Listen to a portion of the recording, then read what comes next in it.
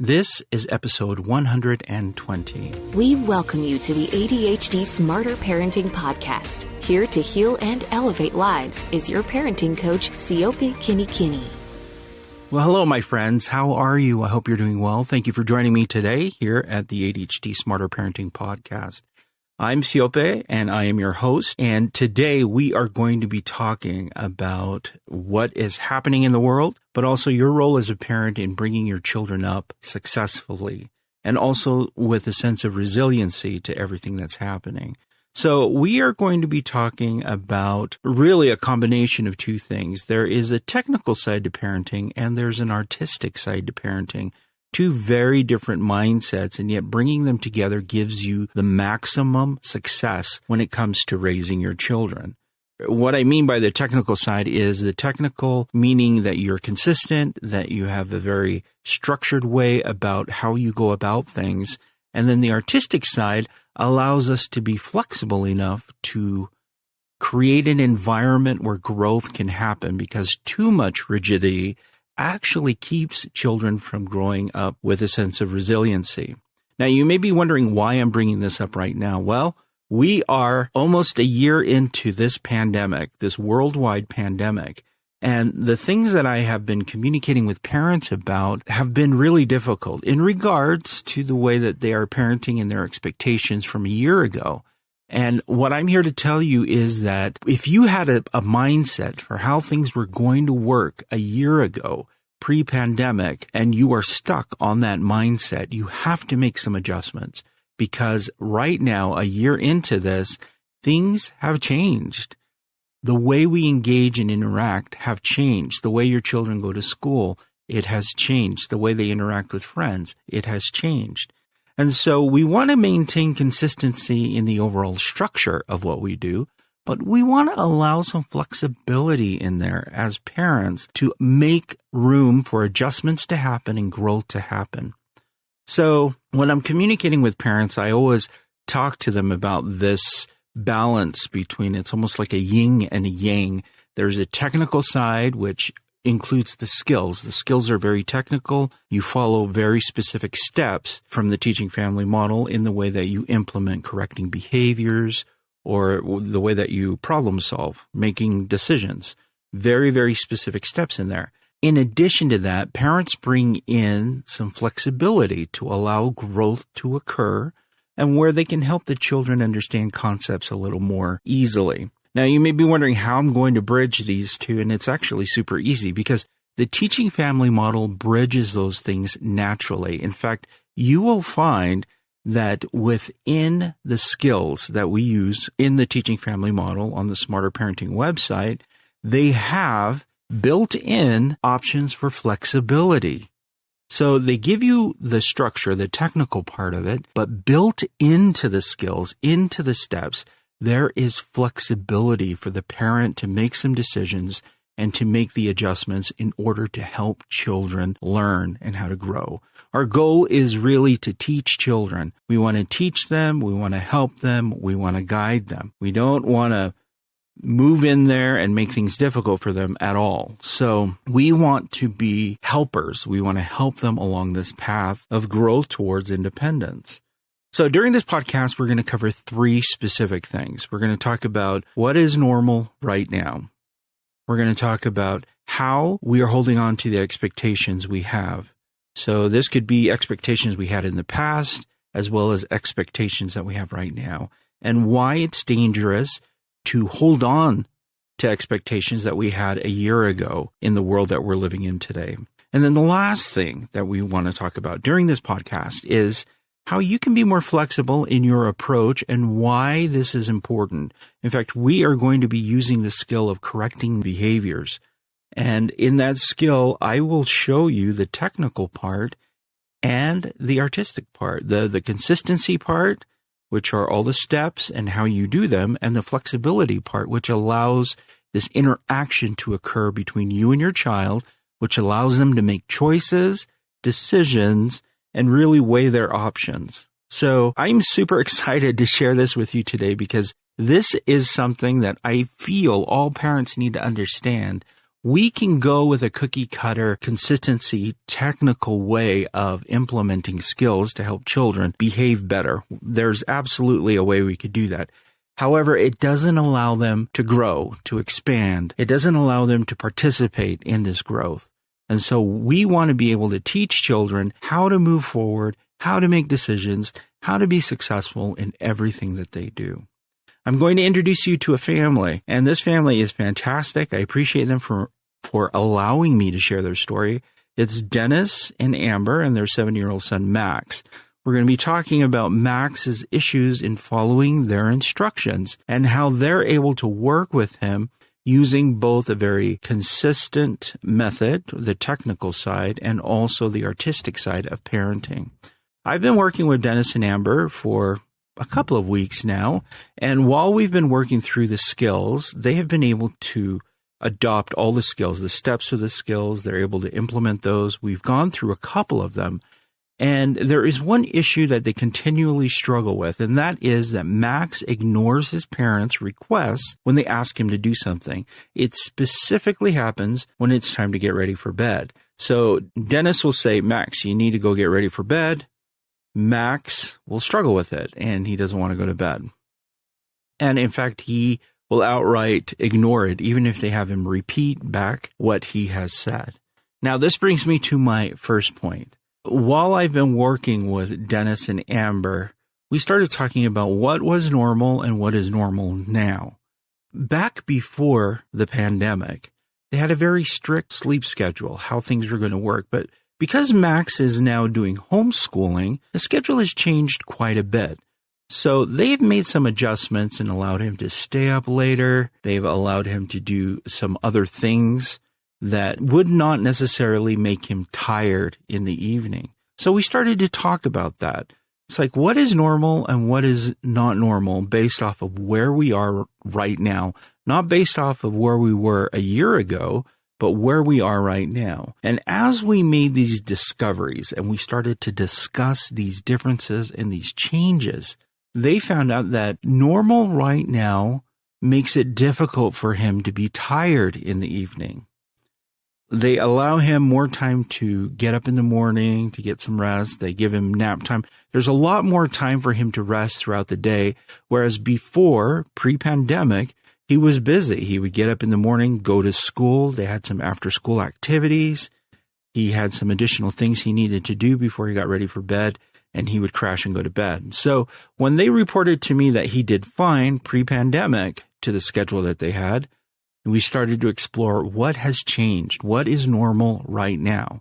So as we discussed what is normal right now, we started to focus in on what ways we can create a safe environment and also an environment that is helpful for the family, because I'm not recommending that they go back to the way things were pre-pandemic. That would require the parents to be up early and also to keep him busy throughout the day, whereas pre-pandemic, there are a lot of different things doing that. Now they're just all at home. So we had to come up with a new normal. What is normal right now? And as we started making these adjustments, we started to notice that we could create a schedule for him that could be consistent, but also flexible for the situation that was happening in their home right now.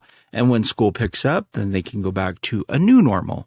Now, this concept of what is normal right now is very important for all parents. The reason that it's important is because your children are consistently changing. They are changing all the time. So you as a parent have to sit and think about this. What is normal right now is not going to be normal in the future. And I need to allow for some flexibility in there. I need to be able to be artistic and not be so technical. So Dennis and Amber were focused on the technicalities of this is bedtime, this is what we're doing, boom, boom, boom, without taking into consideration what was happening, what is the normal right now. And as we started to introduce more artistic or more flexible ways of interacting with their child based off of what is happening in their family and in the world, we were able to come up with a solution to that. So for Dennis and for Amber, the idea was they would get him up earlier in the morning. They would have things scheduled that were more consistent, and they would not allow him to take a longer nap in the afternoon. So he was taking longer naps in the afternoon. Obviously, that he would struggle with that. So what was normal right now? We also focused on what he was eating before he went to bed. We focused on bedtime routine. We also focused on dinner and snacks and treats. So we focused everything on creating this technical, consistent part, and then allowed for the flexibility for him to make adjustments and also for them to adjust to everything that's going on. So now we were focused in on how they established this environment for right now. And that led to our discussion on the second point that I wanted to cover during this podcast, which is holding on to unrealistic expectations or the expectations they had before. Now, when I was talking to Dennis and Amber had a really hard time with this idea of making adjustments and changing it because she wanted things to be consistent to the way that they were before. And as we continually talked and worked through this whole process, we started to discover that there was a sense of comfort for Amber in trying to return to the way things were. She wanted things to, after the pandemic, go back to normal. And that is a normal response to everything that's going on. In fact, I know a lot of parents would love to just go back to life pre-pandemic and have things just carry on the way that they were. The reality is that after the pandemic, things are still going to change because of the pandemic. You can't have one thing happen and not have it affect everything else. We started to talk about these expectations and the unrealistic expectation that once schools start to open up, that everything is just going to go back to the way it was. There actually is talk of children doing school online if that is more conducive to their personality and the way that they work through school. Some kids have been very effective in doing their schoolwork at home, and they prefer it rather than going to the actual building and doing things. So that's one area where it might change. There are other areas that are being explored. You know, do kids need to take more classes online in order to stay up on credits? And how do we go about doing that? Packets may be something else. Anyways, this is a tangent on school itself and Amber's desire for things to go back to the way that they were before, without taking into consideration that everything that we're going through right now is helping us to readjust to a new normal that is eventually going to happen.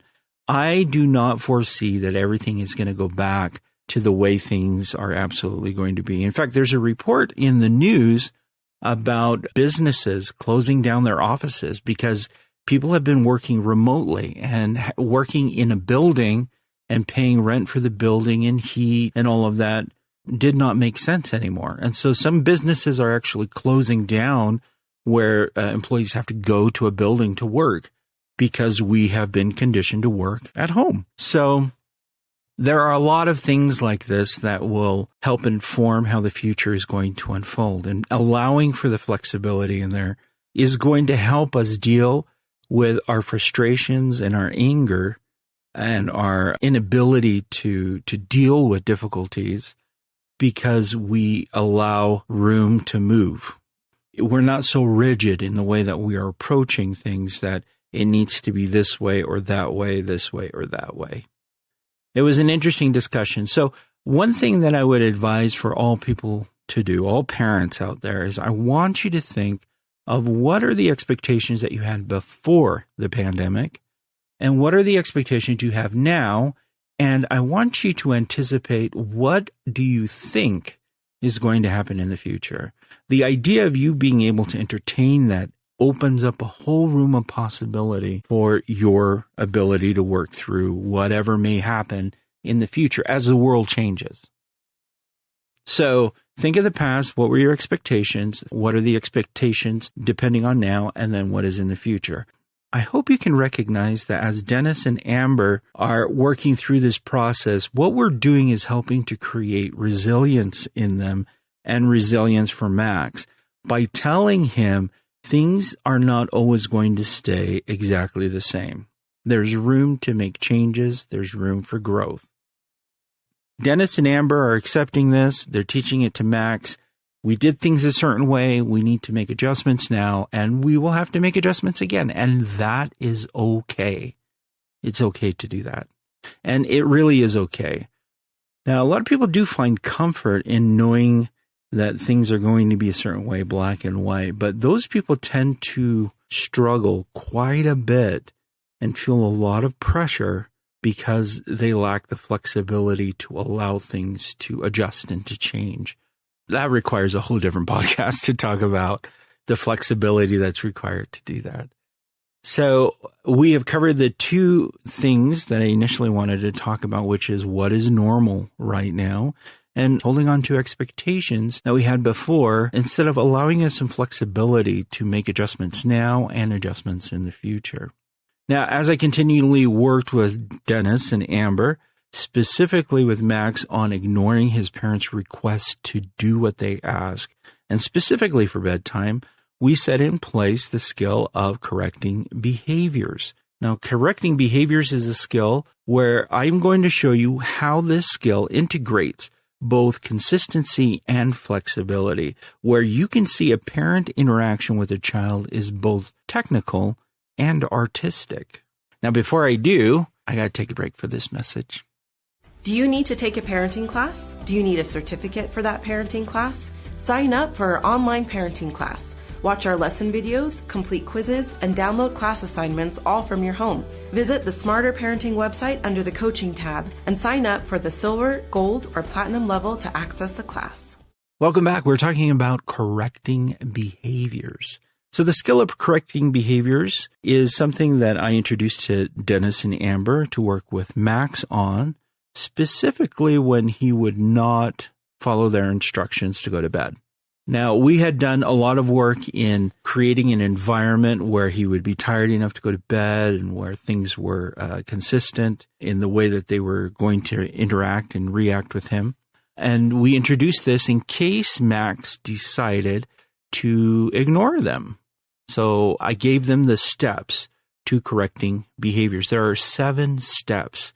Now, you may think that's a lot of steps, but I'm going to go through them with you because they're not really hard. They're actually fairly simple. And in many of them, it just requires you to acknowledge something. So step number 1, get the child's attention to stop the problem behavior. Step number 2, express empathy. You can use a statement like, I realize that you are blank, blank, blank. Step number 3, describe the negative behavior. And be sure to be descriptive and avoid judgment. Avoid asking questions, so no questions. Step number 4, deliver a consequence because they didn't follow through. Step 5, describe what you want your child to do instead. So you want to be descriptive and say, this is what I want you to do. Step 6, give a reason why this good behavior is important to your child. You want to motivate them. And then step number 7 is practice the new behavior and then reduce the consequence. That's the artistic and the flexible side. So the teaching family model has these steps. This is the technical side. You as a parent need to follow each of these steps. First one, get the child's attention. Usually that's done by saying their name and being sure that they look at you or make eye contact. So in this case, it would be Max, and they would be sure that Max is looking at them. Step number 1 is done. Step number 2, express empathy. Max, I realize that you want to stay awake. Okay, step number 2 is done. Move on to step number 3, describe the negative behavior. Right now you are sitting there and not following my instruction to go brush your teeth. That's step number 3. Step number 4, deliver a consequence. Because you did not get up when I asked, then you give them a consequence that would work for the child. So for Max, the consequence was if he didn't follow through with the parent's request, he would lose an opportunity to play his portion of his video game because it's a video game that he plays after dinner before he gets ready to go to bed. So he would have to hand in the device to his parent rather than go do it and then come back, and because they had him brush his teeth and get ready and come back and report, and they would do another family interaction before he actually went to bed. So deliver the consequence in step number 4. Because you did not go and brush your teeth when I asked, you need to give me the device, the electronic device. Okay, so we've gone through step number 1, 2, 3, and 4 fairly quickly. It was Max. I realize that you do not want to go to bed. Describe the negative behavior. What you're doing right now is you are just sitting there not going to brush your teeth because you are sitting there and did not follow my instructions. You need to give me your playing device. Okay? 1, 2, 3, 4. Step number 5. Describe what you want your child to do instead. Here, you are going to say, well, what you should do is go and brush your teeth when I ask you. And then step number 6 is give a reason why this good behavior is important to your child. When you go and brush your teeth, you'll have more time to play on your video game afterwards because I won't have to tell you to give it to me. And then step number 7, practice the new behavior and then reduce the consequence. So practicing the behavior, you would just tell your child, okay, now let's practice this. I'm going to tell you to go to the bathroom and brush your teeth again, and we'll see if you can do it. But let's practice it first where you tell me, because I want to show you how to do this. You be me and say, Max, I want you to brush your teeth, and I'll be you, and I will show you how to do it. So then you do it, you demonstrate it, show it to Max so Max can see what it looks like. And then you come back and then you practice it with Max, and you physically have to do all the steps. So when you're doing it, it's not just walking to the bathroom and pretending to brush your teeth. You want to actually brush your teeth, and you want him to do it. Now, he may be brushing his teeth, 2 or 3 times while you practice this so he can get it cemented in his head. But that actually is a good thing. I mean, you really do want clean teeth with young kids. So you originally practice it yourself because you want your child to be able to see, understand, and really experience what it's like to give the instruction and to see somebody do it, so they know exactly what to do. We tend to learn better when we can see it rather than when we try and explain it. So this is very true of children. You want them to be able to see it happening so they can experience it, and it's easier for them to understand and to follow through. Then you practice the new behavior. Now, here's where the artistic part comes in. You're going to reduce the consequence. You don't eliminate the consequence, but you reduce the consequence. What does that mean exactly? Well, when you reduce the consequence, what you're telling your child is this. Look, you can make mistakes. That's okay. But if you fix it, you're not going to lose everything. If you can find a way to fix things, you can get what you need. And I want you to think of how beautiful that is. We have the technical part where we're following through with what you say, how you say it, how you interact with your child. And then the artistic part, which comes in, which is, hey, now I'm going to give you the opportunity to learn. I'm going to teach you. You're going to grow from this experience so we don't experience it again. It really is beautiful. In fact, the skills that we use in the teaching family model allow for this type of growth to happen. And it's wonderful when you think about it, because it embraces this idea that, hey, we can be consistent and we can be flexible as parents. We can make you understand and we can teach you what you need to do and still allow you some liberty to grow within that space. The comfort I find in using the teaching family model is immense. I cannot tell you how many parents are so grateful for the steps of the skills that we use, because it really does give them what they need to say, how they need to say it, and when they need to say it. But it also allows them to make adjustments based on their children, because not all kids are the same. Not all kids are exactly the same, so they're going to need some adjustments and some changes. This is why I love the teaching family model. And this is why it's important for parents to understand being consistent is very, very important. In fact, we want consistency in our parenting, but we also want to create a space where our children can learn and where they can expand and make decisions within that realm of consistency, where they can develop and they can make decisions and understand the consequences of those decisions. So we've covered 3 very specific things during this podcast. What is normal right now, and making adjustments along the way, and understanding that the future there is going to continually be opportunities where we make adjustments. The second thing that we covered is holding on to expectations. When we hold on too tightly to expectations, and especially if they're unrealistic expectations, we set ourselves up for failure, frustration, and anger. So we have to consistently assess as parents, what are my expectations right now based on this time and this space? How will those expectations change in the future? And are there any expectations I hold from the past that are keeping me and my child from developing a stronger relationship? And then the third thing is how to be more flexible in your approach and why it's important. So I have taught you something that is on a profound level in the Teaching Family Model. It's more than just giving you the language and the steps. We are helping you as parents learn how to be both technical and artistic, both consistent and flexible to the needs of your child, because we're raising children, not robots. And we want to be able to meet them wherever they may be along their journey towards self-reliance and independence. It's miraculous and it's beautiful.